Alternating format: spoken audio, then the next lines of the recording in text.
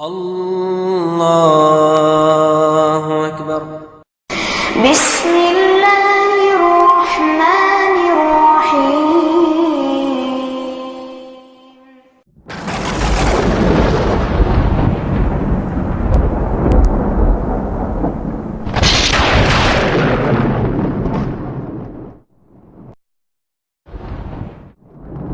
وقل جاء الحق وزهق الباطل إن الباطل كان زهوقا.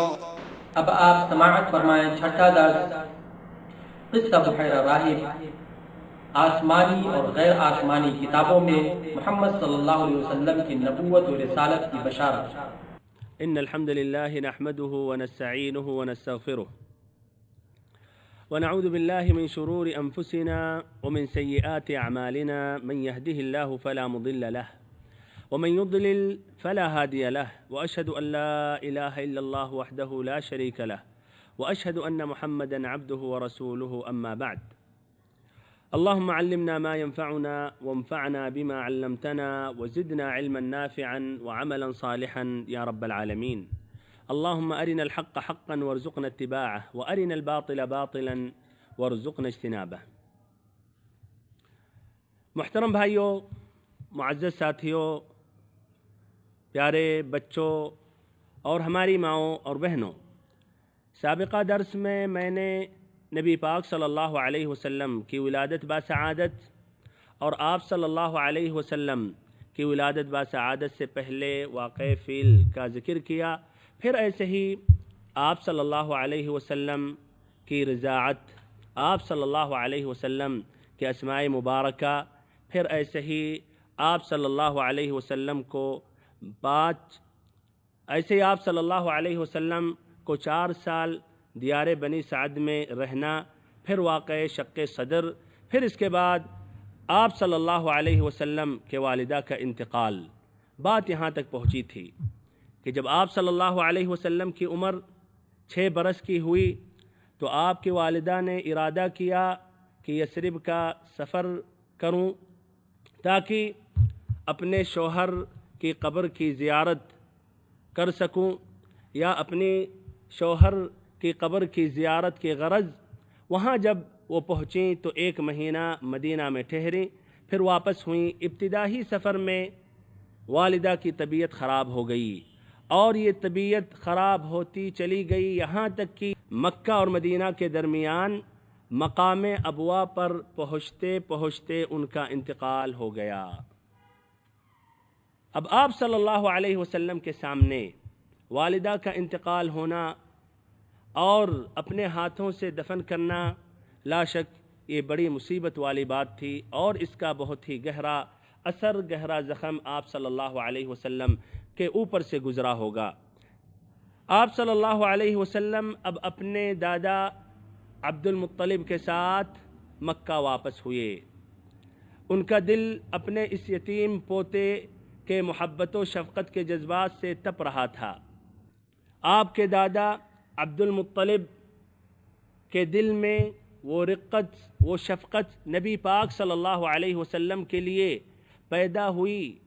جو ایسی رقت یا شفقت اپنے صلبی اولاد سے عبد المطلب کے لیے نہ تھی۔ اپنے اولاد سے بھی بڑھ کر انہوں نے نبی صلی اللہ علیہ وسلم کو چاہا اور بڑوں کی طرح آپ صلی اللہ علیہ وسلم کا احترام کرتے تھے۔ ابن اسحاق کی ایک روایت ہے کہ کعبہ کے سائے میں ایک فرش بچھایا جاتا تھا، اس فرش پر صرف عبد المطلب ہی بیٹھتے تھے اور کسی کی جرأت نہ ہوتی تھی کہ اس فرش پر بیٹھے، یہاں تک کہ عبد المطلب کے جو اولاد تھے وہ بھی فرش کے ارد گرد بیٹھے ہوتے تھے، صرف عبد المطلب اس فرش پر بیٹھتے تھے۔ آپ صلی اللہ علیہ وسلم اس وقت کم عمر بچے تھے اور وہاں سے گزرتے تھے اور اس فرش پر جا کر بیٹھ جاتے تھے۔ آپ کے چچا حضرات آپ کو ہٹانے کی کوشش کرتے تھے اور وہاں سے الگ کرنا چاہتے تھے، تو آپ کے دادا عبد المطلب کہتے تھے کہ ہمارے بیٹے کو چھوڑ دو، ہمارے اس بیٹے کو چھوڑ دو، بخدا اس کی شان نرالی ہے، اور پھر اپنے ساتھ بیٹھاتے تھے اور آپ صلی اللہ علیہ وسلم کے پیٹھ پر سہلاتے تھے اور آپ کی نقل و حرکت دیکھ کر خوش ہوتے تھے۔ لیکن عبد المطلب بڑھاپے پر پہنچ چکے تھے۔ عبد المطلب کا بھی انتقال ہو گیا 2 سال کے بعد، یعنی ماں کے انتقال ہونے کے 2 سال کے بعد عبد المطلب کا بھی انتقال ہو گیا۔ اس طرح نبی پاک صلی اللہ علیہ وسلم سے ان کے دادا عبد المطلب کا بھی سایہ شفقت اٹھ گیا۔ اس وقت نبی پاک صلی اللہ علیہ وسلم کی عمر 8 سال 2 مہینے 10 دن کی ہوئی تھی۔ عبد المطلب انتقال ہونے سے پہلے انہوں نے نبی پاک صلی اللہ علیہ وسلم کے چچا ابو طالب کی طرف کفالت کی وصیت کر دیے تھے۔ اس طرح یہ نبی پاک صلی اللہ علیہ وسلم اب اپنے چچا ابو طالب کے ساتھ رہنے لگے۔ ابو طالب نے اپنے بھتیجے کا حق کفالت بڑی خوبی سے ادا کیا۔ انہوں نے آپ صلی اللہ علیہ وسلم کو اپنے اولاد میں شامل کیا اور آپ صلی اللہ علیہ وسلم سے مزید اعزاز و احترام سے نوازا۔ 40 سال سے زیادہ عمر تک ابو طالب نبی پاک صلی اللہ علیہ وسلم کو قوت پہنچاتے رہے اور آپ ہی کی بنا پر دوستی کرتے رہے اور آپ ہی کی بنا پر دشمنی مول لیتے رہے، جس طرح کہ آئندہ اگلے متعدد دروس سیرہ میں یہ بات آتی رہے گی کہ ابو طالب نبی پاک صلی اللہ علیہ وسلم کا ساتھ دیتے رہے اور آپ ہی کی خاطر قریش سے لڑتے رہے اور آپ ہی کی خاطر قریش سے دشمنی مول لیتے رہے۔ بہرحال یہ اس طرح نبی پاک صلی اللہ علیہ وسلم کا ایک نیا مرحلہ شروع ہوا اپنے چچا کی کفالت اور اپنے چچا کے ساتھ۔ جب آپ صلی اللہ علیہ وسلم کی 12 سال کی عمر ہوئی تو آپ اپنے چچا ابو طالب کے ساتھ تجارت کے غرض ملک شام کا سفر کیا۔ اس سفر میں ایک عجیب و غریب واقعہ پیش آیا۔ یہ عجیب و غریب واقعہ کی متعدد روایتیں ہیں جو مجموعی طور پر ثابت اور مستند ہیں، اور کئی محدثین نے، حفاظ کرام نے ان روایتوں کو نقل کیا، جیسے کہ ترمذی نے، حاکم نے، بیہقی نے، ابن عساکر۔ اس واقعے کا خلاصہ یہ ہے کہ جب آپ صلی اللہ علیہ وسلم کی عمر 12 سال کی ہوئی اور تفصیلی قول کے مطابق 12 سال 2 مہینے 10 دن، تو آپ صلی اللہ علیہ وسلم اپنے چچا ابو طالب کے ساتھ تجارت کے غرض ملک شام کا سفر کیا۔ آپ اس سفر میں جب نکلے تو ایک مقام پر پہنچے جس کا نام بصرہ۔ یہ بصرہ ملک شام کا ایک مقام ہے اور اس وقت یہ جزیرۃ العرب کے رومی مقبوضات کا دارالحکومت تھا۔ وہاں یہ قافلے نے پڑاؤ ڈالا، وہاں ٹھہرے۔ اسی جگہ پر ایک گرجا تھا جس میں ایک راہب، ایک عبادت گزار راہب تھا جس کا نام تھا جرجیس اور مشہور تھا بحیرہ سے۔ وہ اپنے گرجے سے نکلا اور اس قافلے کے اندر آیا، قافلے والوں کی میزبانی کی، خاطر مدارات کی اور کھانے پینے کا اس نے انتظام کیا۔ یہ قافلہ پہلے بھی ادھر سے گزرتا تھا، آتا تھا، جاتا تھا، لیکن کبھی بھی یہ بحیرہ اپنے گرجے سے نہیں نکلا، نہ ان کی میزبانی کی، نہ کبھی ان سے ملا، لیکن اس مرتبہ اپنے گرجے سے خود نکلا اور اس قافلے سے ملا اور ان کی میزبانی کی۔ پھر اس نے نبی پاک صلی اللہ علیہ وسلم کا ہاتھ پکڑ لیا اور کہنے لگا، ھذا سید العالمین، ھذا رحمت للعالمین، ھذا سید العالمین، سیبعثہ اللہ تعالی رحمت للعالمین، کہ یہ تو سید العالمین ہیں، انہیں اللہ تعالی رحمت للعالمین بنا کر بھیجے گا۔ ابو طالب نے کہا کہ آپ کو یہ کیسے معلوم ہے؟ آپ کو یہ کیسے معلوم ہوا؟ تو کہا بحیرہ راہب نے کہ آپ لوگ جب اس گھاٹی کے اس جانب سے نمودار ہوئے تو کوئی پتھر،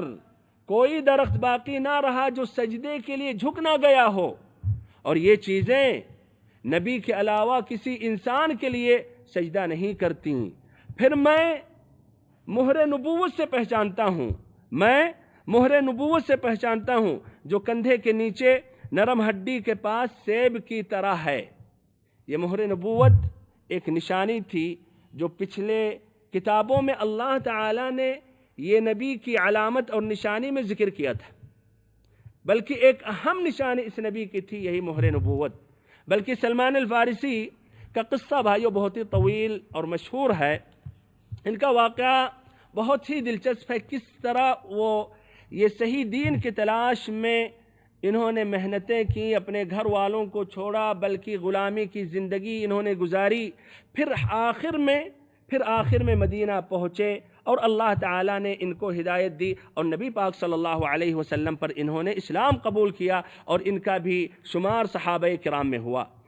ان کا واقعہ اس طرح ہے کہ یہ فارس کے رہنے والے تھے اور بالتحدید اصبہان شہر کے باشندے تھے۔ ان کے جو والد تھے یہ مجوسی تھے اور آگ کو کبھی بھی بجھنے نہیں دیتے تھے۔ ایک مرتبہ یہ گھر سے باہر نکلے تو ایک کنیسہ سے گزرے، کنیسہ میں لوگوں کو عبادت کرتے ہوئے دیکھے تو ان کو ان کی عبادت کافی پسند آ گئی اور کہا کہ یہ تو ہمارے دین سے بہتر ہے ان کا دین۔ المہم انہوں نے سوال کیا کہ اگر میں یہ دین سیکھنا چاہوں تو مجھے کہاں جانا ہوگا؟ انہوں نے کہا شام۔ المہم وہ شام پہنچے، شام سے پھر الموصل پہنچے، وہاں ایک راہب سے انہوں نے ملاقات کی۔ راہب کا جب انتقال کا وقت آیا تو انہوں نے طلب کی کہ آپ بتائیں میں کس کے پاس اب جاؤں تاکہ یہ دین سیکھتا رہوں اور اس دین پر قائم رہوں۔ تو ادھر ایک دوسرے راہب کے پاس بھیجا، یہاں تک کہ عموریہ پہنچے۔ عموریہ جب پہنچے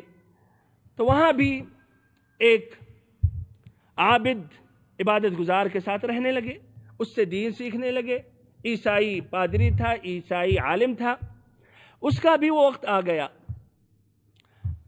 تو سلمان الفارسی نے کہا کہ اب آپ مجھے کس کی طرف وصیت کر رہے ہیں؟ آپ کے بعد میں کس کے ساتھ رہوں، کس کے ساتھ یہ دین سیکھتا رہوں؟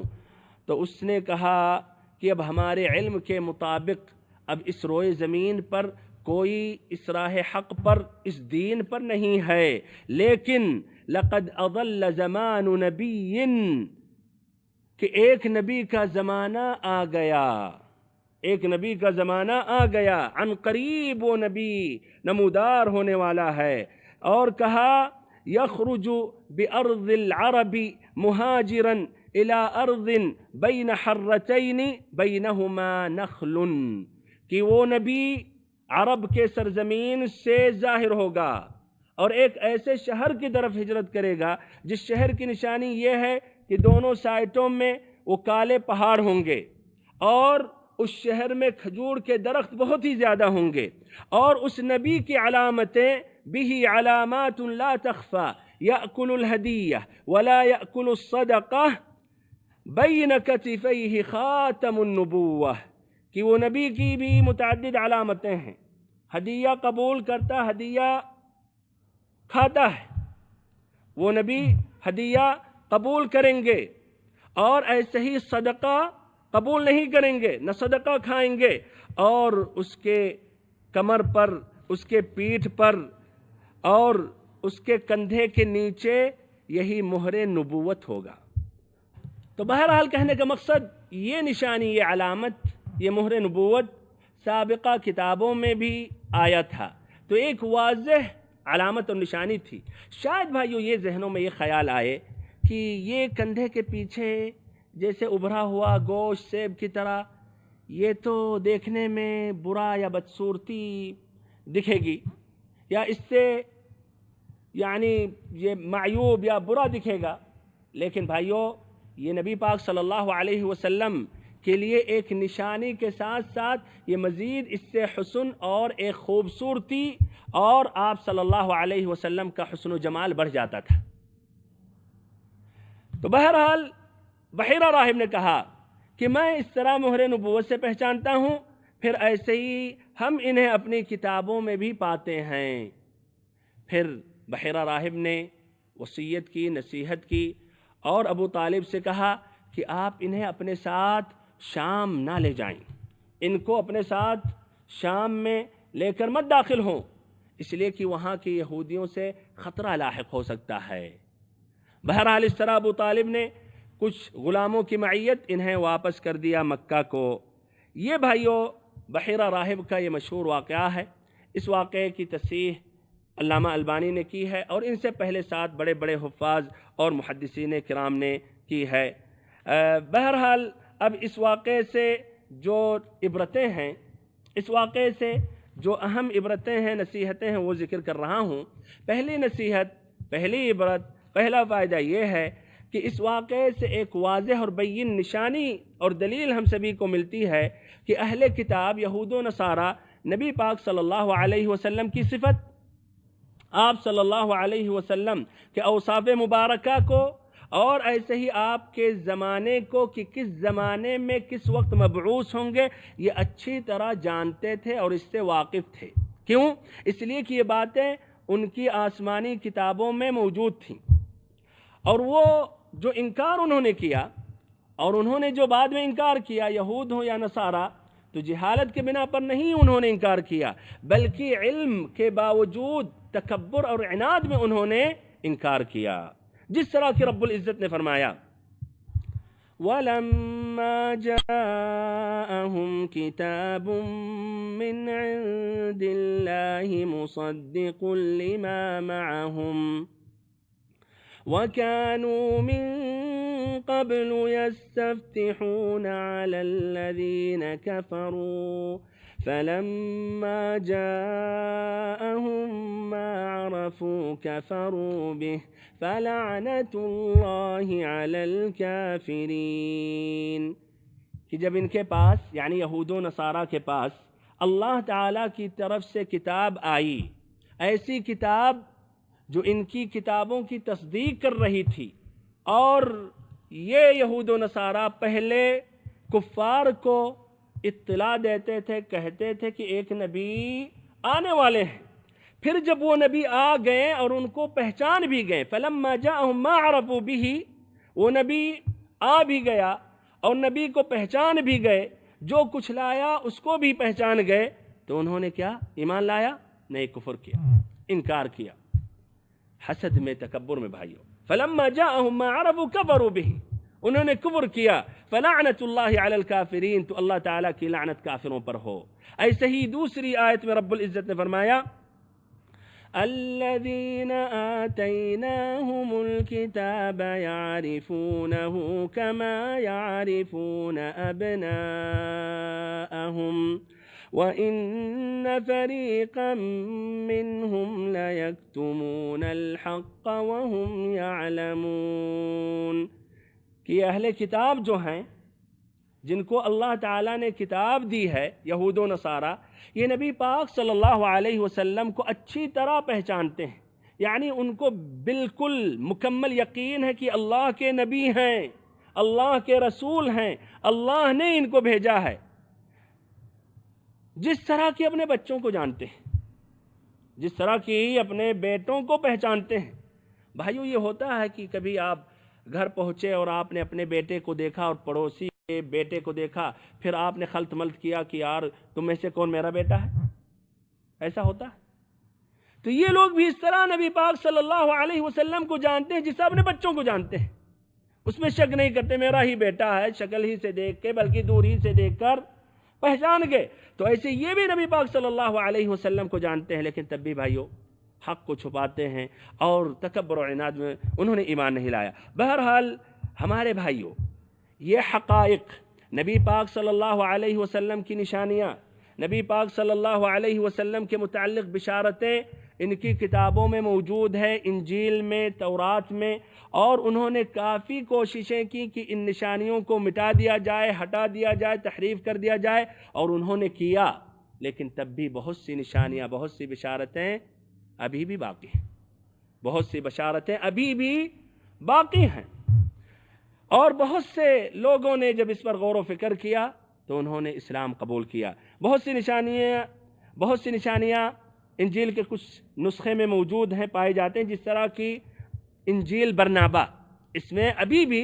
نبی پاک صلی اللہ علیہ وسلم کے اوصاف موجود ہیں، جیسے کہ آپ کا نام، ایسے آپ کے اوصاف،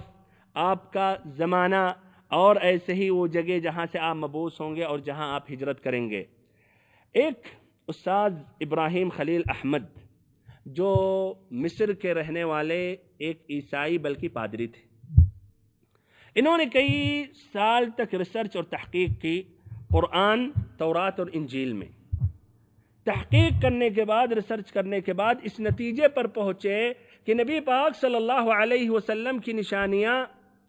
آپ کا وہ اوصاف مبارکہ ان کتابوں میں ابھی بھی موجود ہے، اور تینوں کی باتیں ملتی ہیں۔ بعد میں انہوں نے اسلام قبول کر لیا، اور ایک کتاب انہوں نے لکھی جس کا نام یہ ہے محمد فی التوراۃ والانجیل والقرآن، کہ محمد صلی اللہ علیہ وسلم قرآن میں، تورات میں اور انجیل میں۔ اور اس کتاب میں انہوں نے بے شمار مثالیں، بے شمار حوالے دے کر یہ انہوں نے واضح کیا کہ نبی پاک صلی اللہ علیہ وسلم کا ذکر آیا ہے انجیل میں، تورات میں، اور ان کی بشارتیں بھی ان کتابوں میں آیا ہے۔ ایسے بھائیوں، ایک ڈاکٹر الشفیع الماحی احمد ہیں، انہوں نے ایک کتاب لکھی ہے محمد صلی اللہ علیہ وسلم فی بشارات التوراۃ والانجیل، کہ نبی پاک صلی اللہ علیہ وسلم کی بشارتیں تورات اور انجیل میں۔ اس میں بھی متعدد نشانیاں، متعدد علامتیں انہوں نے لکھا ہے، جیسے کہ وہ زمانہ جب آپ صلی اللہ علیہ وسلم مبعوث ہوں گے، اور وہ سرزمین جہاں آپ صلی اللہ علیہ وسلم اپنی دعوت کا آغاز کریں گے، اور ایسے ہی آپ کا نام، آپ کے اوصاف، ایسے ہی آپ کی رسالت کا منہج، ایسے آپ کی امت کے متعلق، اور آخر میں کہ آپ صلی اللہ علیہ وسلم کا یہ دین باقی رہے گا۔ ایسے ہی بھائیوں، مولانا رحمۃ اللہ بن خلیل الرحمن الہندی، انہوں نے اپنی کتاب اظہار الحق میں 18 بشارتیں لکھی ہیں ان کتابوں سے نبی پاک صلی اللہ علیہ وسلم کے بعثت کے متعلق۔ اور بھائیوں، یہاں شاید ہم زیادہ تعجب نہیں کریں گے کہ آپ صلی اللہ علیہ وسلم کے متعلق قرآن میں تو آیا ہی ہے، تورات میں بھی آیا ہے، انجیل میں بھی آیا ہے۔ شاید ہم زیادہ تعجب نہیں کریں گے کہ آپ صلی اللہ علیہ وسلم کے متعلق، آپ کی نبوت، آپ کی بعثت، آپ کی رسالت، آپ کے اوصاف کے متعلق تورات میں آیا، انجیل میں آیا۔ زیادہ تعجب کی بات نہیں ہے، اس لیے کہ بات واضح ہے، قرآن میں بھی اللہ تعالیٰ نے ذکر کیا۔ مثلا سورۃ الفتح کی آخری آیت محمد الرسول اللہ والذین معہ اشداء علی الکفار رحماء بینہم، اس میں آیا کہ یہ تورات میں بھی اللہ تعالیٰ نے ان کی مثال دی ہے، اسے انجیل میں بھی ان نبی پاک صلی اللہ علیہ وسلم کی مثال اور ایسے صحابہ کرام کی مثال دی ہے۔ لیکن آپ شاید تعجب یہ کریں گے کہ ہندوؤں کی بھی کتابوں میں نبی پاک صلی اللہ علیہ وسلم کی بعثت اور آپ کے اوصاف کے بارے میں آیا ہے۔ اور ایک کتاب لکھی انور حسین اور وقار عظیم الندوی نے، شاید یہ انگلش زبان میں ہے،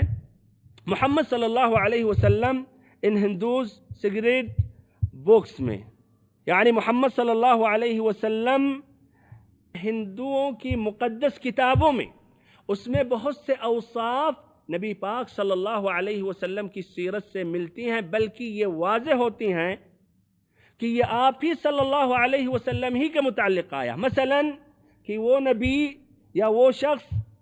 اونٹ پر سوار ہوں گے، ایسے ہی وہ شخص 12 عورتوں سے شادی کریں گے، اور ایسے ہی کہ وہ شخص رات کے کچھ حصے میں چند وقت میں تیزی سے آسمانوں کا سفر کرے گا، آسمانوں کا سیر کرے گا، پھر دوبارہ واپس ہو جائے گا۔ بہرحال یہ بھائیوں کچھ باتیں تھیں کہ آپ صلی اللہ علیہ وسلم کے متعلق پچھلی کتابوں میں بھی آ چکا ہے۔ دوسرا فائدہ اس سے ہم یہ حاصل کر سکتے ہیں یا میں وضاحت کرنا چاہتا ہوں کہ شاید اس واقعے سے کچھ لوگ استدلال کریں کہ نبی پاک صلی اللہ علیہ وسلم کے لیے سجدہ کرنا جائز ہے، اور کچھ لوگ یہ جائز قرار دیتے ہیں، بلکہ کچھ لوگ ابھی بھی نبی پاک صلی اللہ علیہ وسلم کی قبر شریف کے لیے سجدہ کرتے ہیں، اور اگر چانس ملے تو پوری نماز بھی پڑھیں اور گھنٹوں تک سجدہ ریز رہیں نبی صلی اللہ علیہ وسلم کے لیے۔ اور یہ بھی کہتے ہیں کہ یوسف علیہ السلام کے لیے بھی تو ان کے بھائیوں نے اور ان کے باپ اور ان کی ماں یہ سبھی نے سجدہ کیا، تو اگر ہم نبی پاک صلی اللہ علیہ وسلم کے لیے بھی سجدہ کریں تو اس میں کیا حرج ہے؟ تو بھائیو، جواب یہ ہے کہ نبی پاک صلی اللہ علیہ وسلم کے لیے سجدہ جائز نہیں ہے۔ ہم اللہ تعالیٰ کے بندے ہیں، صرف اللہ تعالیٰ کے لیے ہمیں سجدہ کرنی چاہیے، صرف اللہ تعالیٰ کے لیے سجدہ کرنا چاہیے۔ اللہ تعالیٰ کے علاوہ کوئی بھی یہ سجدے کا مستحق نہیں ہے۔ اور مزید وضاحت کے لیے یہ کہہ رہا ہوں، نمبر 1 کہ یہ واقعہ جو ہے یہ نبوت سے پہلے کا واقعہ ہے، تو اس سے ہم اس حساس مسئلے پر یا ایک اہم پوائنٹ پر یا ایک اہم نقطے پر ہم استدلال نہیں کر سکتے۔ تو یہ واقعہ اسلام سے پہلے کا ہے، نبوت سے پہلے کا ہے۔ دوسری بات یہ ہے کہ یوسف علیہ السلام کے دین میں، ان کی شریعت میں غیر اللہ کے لیے، بڑے لوگوں کے لیے، بزرگوں کے لیے سجدہ جائز تھا اگر یہ احترام میں سجدہ کیا جا رہا ہے، یعنی اگر احتراماً، ادباً، بطور سلام جائز تھا، اور ان کے یہاں سجود عبادہ یہ حرام تھا۔ لیکن ہمارے دین میں، نبی پاک صلی اللہ علیہ وسلم کے دین میں، ہر قسم کے سجدے اللہ تعالیٰ کے علاوہ کسی کے لیے جائز نہیں ہے۔ معاذ رضی اللہ عنہ جب یمن سے آئے تو انہوں نے نبی پاک صلی اللہ علیہ وسلم کے لیے سجدہ کیا، آپ صلی اللہ علیہ وسلم نے انکار کیا۔ انہوں نے سجدہ اس لیے کیا کہ انہوں نے دیکھا کہ اور لوگ اپنے بادشاہوں کے لیے، اکابرین کے لیے سجدہ کرتے ہیں، تو انہوں نے چاہا کہ ہم بھی نبی پاک صلی اللہ علیہ وسلم کے لیے سجدہ کریں، اس لیے آپ سے بڑھ کر، آپ سے بہتر، آپ سے افضل کوئی نہیں ہو سکتا۔ تو آپ صلی اللہ علیہ وسلم نے منع کیا، اور آپ نے کہا لو كنت آمرا احدا ان يسجد لاحد لامرت المرأة ان تسجد لزوجها، کہ اگر میں کسی کو حکم دیتا کہ کسی اور انسان کے لیے، دوسرے کے لیے سجدہ کرے، تو میں عورتوں کو حکم دیتا کہ اپنے شوہروں کے لیے سجدہ کریں۔ اس کا معنی مطلب یہ ہے کہ کسی کے لیے جائز نہیں ہے، اور اگر جائز ہوتا تو عورت کو میں حکم دیتا کہ اپنے خاوند کے لیے، اپنے شوہر کے لیے سجدہ کرے، لیکن یہ آپ صلی اللہ علیہ وسلم نے اس کا حکم نہیں دیا۔ اسی لیے بھائیو، صحابہ کرام سے یہ بات نہیں ملتی ہے، نہ ان سے یہ منقول ہے کہ وہ نبی پاک صلی اللہ علیہ وسلم کے لیے سجدہ کرتے تھے، اور اگر یہ سجدہ کرنا جائز ہوتا تو ہمارے بھائیوں ضرور وہ سجدہ کرتے، اس لیے کہ وہ ہم سے زیادہ وہ محبت کرتے تھے اور ہم سے زیادہ اس میدان میں سبقت حاصل کرنا چاہتے تھے، جبکہ ان سے مروی یا منقول نہیں ہے۔ تیسری بات، سجدہ یہ عبادت کا ایک اہم قسم ہے، بلکہ یہ ایک خاص عبادت ہے۔ عبادت کی ہر قسم غیر اللہ کے لیے جائز نہیں ہے، جس طرح کہ رب العزت نے فرمایا، اور ہم یہ نماز کی ہر رکعت میں یہ پڑھتے ہیں، ایاک نعبد و ایاک نستعین، ہم صرف تیری ہی عبادت کرتے ہیں، ہم صرف تیری ہی عبادت کرتے ہیں اور تجھ سے ہی مدد چاہتے ہیں۔ تو عبادت کی ہر قسم صرف اور صرف اللہ تعالیٰ کے لیے جائز ہے۔ تو یہ سجدہ بھائیو ایک خاص عبادت ہے، جس طرح کی مسلم شریف کی یہ حدیث ہے، اقرب ما یکون العبد من ربہ وہو ساجد، سب سے زیادہ بندہ اپنے رب سے قریب ہوتا ہے جب وہ سجدے کی حالت میں ہوتا ہے۔ تو بھائیو، یہ جو خاص عبادت ہے، یہ بطور اولا، تو یہ جو خاص عبادت ہے بدرجہ اولا غیر اللہ کے لیے جائز اور درست نہیں ہے۔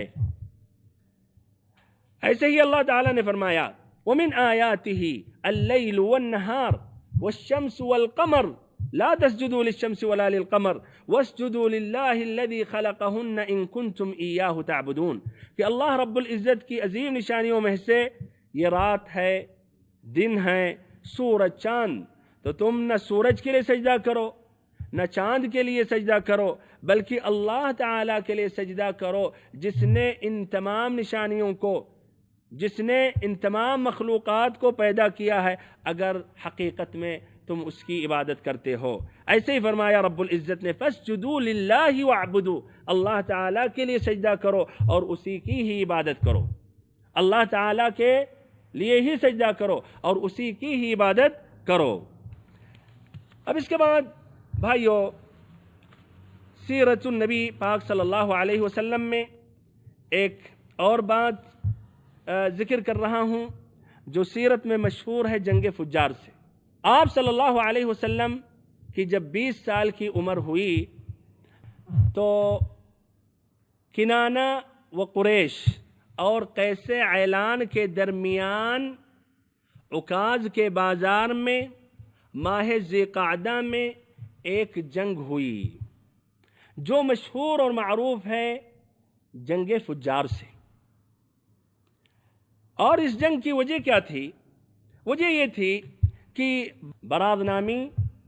کا ایک شخص جو بنو کنانہ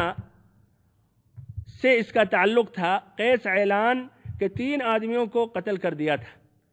یہ بات جب پہنچی بھائیو بازار میں، ہم جانتے ہیں بازار میں مختلف قسم کے لوگ پہنچے ہوتے ہیں اور ادھر معمولی اگر فتنہ کوئی شروع کر دے تو پوری آگ لگ جاتی ہے۔ تو یہی حال ہوا۔ یہ عکاظ، یہ مکہ والوں کا ایک بازار ہے جو سال میں ایک مرتبہ یہ بازار لگتا تھا، جو سال میں ایک مرتبہ بازار لگتا تھا اور اس کی ابتدا 1 ذی قعدہ سے 20 ذی قعدہ تک ہوتا تھا۔ تو اسی عکاظ بازار میں یہ بات جب پہنچی اور پھیلی تو کیا ہوا؟ فریقین بھڑک اٹھے اور لڑائی شروع ہو گئی۔ ایک طرف کنانہ و قریش اور دوسرے طرف قیس و عیلان۔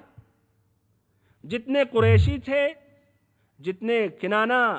خاندان یا قبیلے سے تعلق رکھنے والے تھے ایک سائٹ، اور جو قیس عیلان سے تعلق رکھنے والے تھے وہ دوسرے سائٹ میں۔ اس جنگ میں قریش و کنانہ کا جو کمانڈر تھا وہ حرب بن امیہ تھا، اس لیے کہ یہ سن اور شرف کے اعتبار سے بڑا مرتبہ رکھتا تھا۔ پہلے پہر کنانہ پر قیس عیلان کا پلہ بھاری ہوا، لیکن دوپہر ہوتے ہوئے معاملہ الٹا ہو گیا اور کنانہ کا پلہ بھاری ہو گیا قیس عیلان پر، یہاں تک کہ صلح کا آوازہ اٹھا، صلح کی آواز اٹھی صلح کے لیے۔ تو پھر مشورہ ہوا، اتفاق ہوا، میٹنگ کیے اور انہوں نے یہ بات تجویز کی کہ اب لڑائی کو ختم کر دیا جائے۔ اس جنگ کی وجہ بھائیو یہ تھی کہ براد نامی بنو کنانہ کے ایک شخص نے قیس عیلان کے 3 آدمیوں کو قتل کر دیا تھا۔ اب یہ بات جب اس بازار میں پہنچی تو بہت ہی تیزی سے، بہت ہی جذبات میں آ کے لوگ بھڑک اٹھے اور پھر دونوں فریقوں میں یہ لڑائی شروع ہو گئی۔ بنو کنانہ اور قریش کا کمانڈر حرب بن امیہ تھا جو سن اور شرف کے اعتبار سے بہت ہی بڑا مرتبہ رکھتا تھا۔ پہلے پہر کنانہ پر قیس عیلان کا پلہ بھاری تھا، پھر دوپہر ہوتے ہوئے معاملہ الٹا ہو گیا اور قیس عیلان پر کنانہ کا پلہ بھاری ہونے والا تھا کہ ادھر صلح کا آوازہ اٹھا، صلح کی آواز اٹھی، صلح کے لیے لوگوں نے بلایا۔ اب صلح کے لیے بیٹھے لوگ تو یہ تجویز، یہ رائے پیش کی گئی کہ دونوں فریقین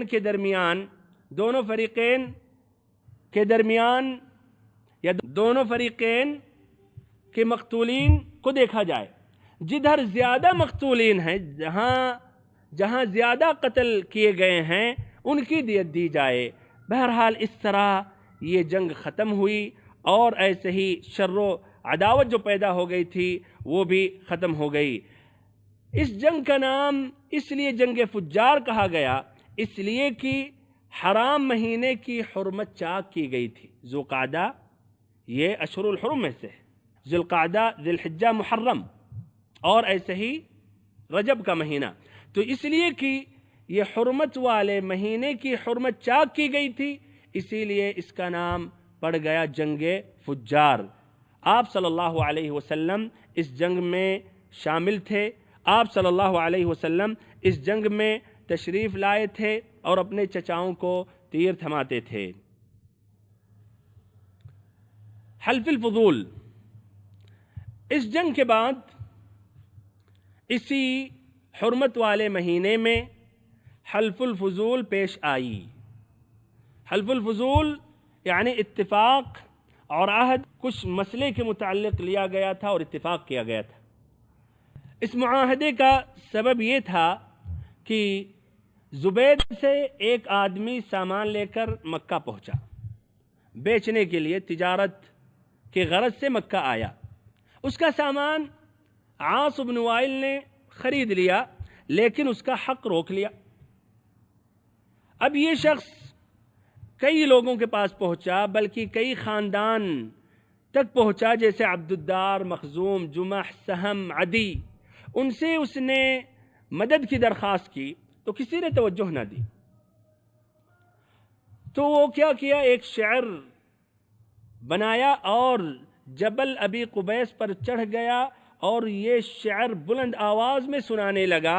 جس میں داستان مظلومیت کا نقشہ اس نے کھینچا۔ اس کا یہ شعر سننے کے بعد زبیر ابن عبد المطلب نے کافی محنت کی، اس کے لیے دوڑنے لگے اور اس کے لیے، اس کے حق کو لوٹانے کے لیے پوری کوشش کرنے لگے۔ ان کی اس کوشش کے نتیجے میں یہی بھائیو عہد اور پیمان تجویز کیا۔ وہ کچھ خاندان بیٹھے اس عہد و پیمان کے لیے، بنو ہاشم، بنو مطلب، بنو اسد ابن عبد العزہ، بنو زہرہ ابن کلاب، بنو تیم ابن مرہ، اور یہ لوگ عبداللہ ابن جدعان کے مکان پر پہنچے۔ عبداللہ ابن جدعان سن کے اعتبار سے، شرف کے اعتبار سے بہت ہی اونچا مقام رکھتا تھا پورے قریش میں۔ وہاں پہنچے اور انہوں نے یہ اتفاق کیا کہ مکہ میں کوئی بھی مظلوم شخص اگر نظر آیا،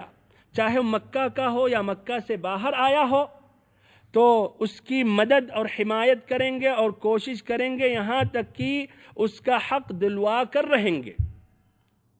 تو یہ بھائیو بہت اچھی بات تھی۔ اسی لیے آپ صلی اللہ علیہ وسلم کو جب اللہ تعالیٰ نے نبوت سے مشرف کیا تو آپ نے کہا لَقَدْ شَهِدْتُ فِي دَارِ عَبْدِ اللَّهِ بْنِ جُدْعَانَ حِلْفًا مَا أُحِبُّ أَنَّ لِي بِهِ حُمُرَ النَّعَمْ وَلَوْ أُدْعَى بِهِ فِي الْإِسْلَامِ لَأَجَبْتُ، کہ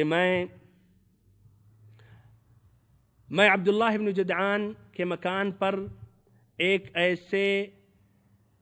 معاہدے میں شریک تھا جو ہمیں اس کے عوض میں سرخ اونٹ بھی پسند نہیں، اور اگر میں دور اسلام میں ایسے معاہدے کے لیے مجھے بلایا جائے تو میں لبیک کہوں گا۔ جفا کشی کی زندگی۔ آپ صلی اللہ علیہ وسلم عنفوان شباب میں کوئی معین کام نہیں کرتے تھے۔ عنفوان شباب میں رسول اللہ صلی اللہ علیہ وسلم کا کوئی معین کام نہ تھا،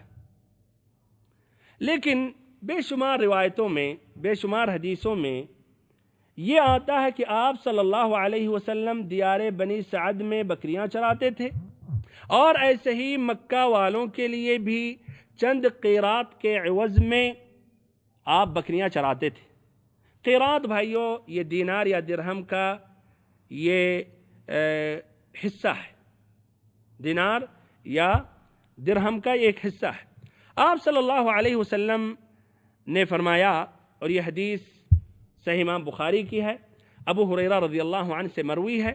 ما بعث اللہ نبیا الا راعی غنم فقال اصحابه وانت یا رسول اللہ فقال وانا رعیتها لأہل مکہ على قراریط او بالقراریط، کہ اللہ تعالیٰ نے جتنے بھی نبی کو بھیجا وہ بکریاں چراتے تھے۔ صحابہ کرام نے کہا وہ انت یا رسول اللہ، اور آپ